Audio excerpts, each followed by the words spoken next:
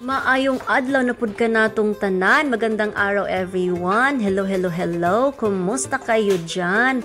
Another day, another blessing. Kaya naman, magluluto ulit tayo. So for today's video ay lulutuin ko ang isang dish na hindi nawawala sa mga handaan. Ito ay ang pansit. Pampahaba ng buhay at pampakulot ng buhok. Char. Actually, ang pansit ay complete meal na kung tutuusin, no? Kasi meron na siyang carbohydrates na makukuha mo dun sa iyong noodles, may protein na makukuha mo dun sa iyong sahog na karne, at may vegetables na lahat ng mga ito ay kailangan ng ating katawan. O, di ba? Bongga ang pansit. At may iba't ibang klase ng pansit. Merong pansit bihon, may sutanghon, may pansit miki, may pansit canton, may miswa, at sa Visayas merong udong. O basta maraming klaseng pansit at lahat ng mga ito ay masarap.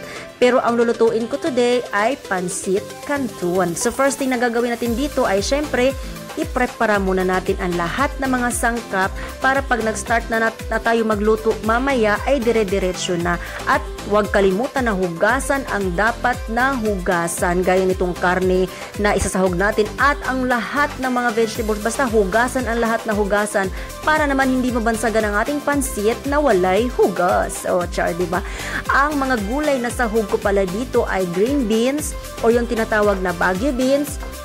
Merong carrots, merong bell pepper, cabbage, at of course, ang sibuyas at bawang na gagamitin natin sa paggisa mamaya. So, hiniwa ko lang pala ang green beans ko ng paslanting-slanting. Syempre naman siguro, no, everybody knows kapag pansit, everything is pa-strips or pahaba ang hiwa. Yung carrots ko, medyo kinapalan ko ang pagkahiwa nito kasi gusto ko na may bite pa ako dun sa aking carrots. At ang bell pepper at cabbage ko naman ay pahaba din. Itong sibuyas at bawang, it's up to you kung paano mo siya hihiwain kasi pagka naluto naman na yung pansit ay hindi mo na makikita ang mga ito.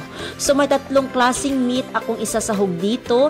May konting baboy, liempo ito, chicken, breast part ang ginamit ko, at shrimp. So, kunti-kunti lang ang sinahog ko kasi binagay ko lang din sa dami ng aking noodles. Actually, yung noodles ko dito ay yung maliit lang na pouch na nabili ko sa supermarket. So, ayoko din naman kasi na mas madaming isahog na mas madami yung sahog tapos kunti lang yung aking noodles. Parang hindi siya proportion para sa akin.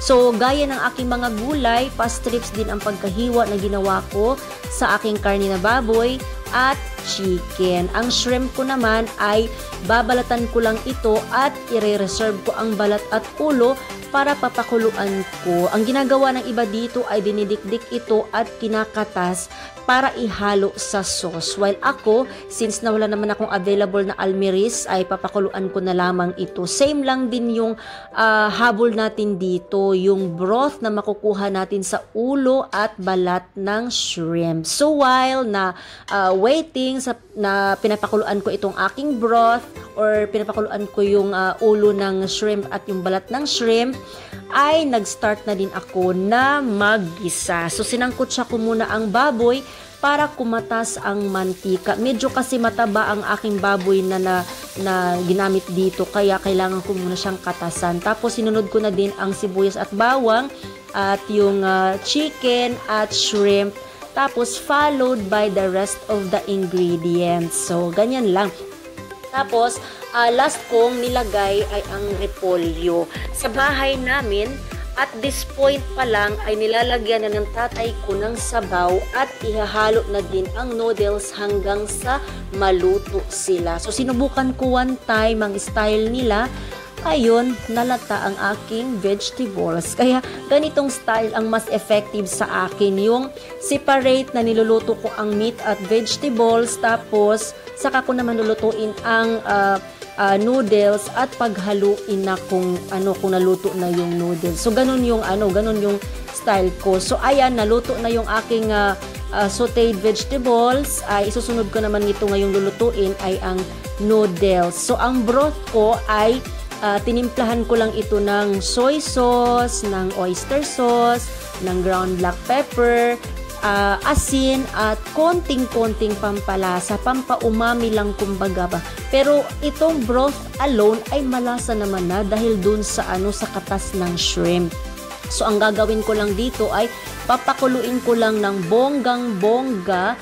Pagka sobrang kulo na siya o yung yung masarap na siya talaga, ihahalo ko na yung noodles at kung maluto na yung mga noodles ay saka ko naman ihahalo ang sauteed ko na vegetables na tinabi ko. So in this way make sure ko na hindi talaga ma-overcook ang aking mga sahog, lalong-lalo na yung vegetables. At ihahalo lang ito na mabuti at ipapasimmer lang ng konti lang. At tapos na kaagad yan. O diba? Napakadali lang talagang lutuin itong pansit. In just a matter of more or less 10 minutes as long as ready ang iyong mga ingredients. So ayan na nga, ihahalo ko na ang aking ang aking mga nasute na vegetables kasi luto na ang aking pansit. So simmer lang ng konti at ayos na yan. So mariready na itong aking pansit. Best din ito for, alam nyo, merienda.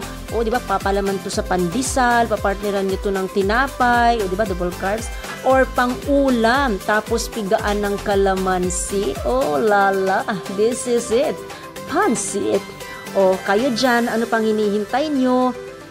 Luto na din kayo para sabay-sabay tayong magsabi ng Kalame! O, diba? So, that's all for today. I hope na nagustuhan nyo ang aking video. Don't forget to like, to share, to subscribe, at comment down below na din. Or baka naman, gusto nyo ding itap ang notification bell para updated kayo sa aking mga future uploads. So, hanggang sa muli, it's me, Juvie. Thank you for watching. Bye!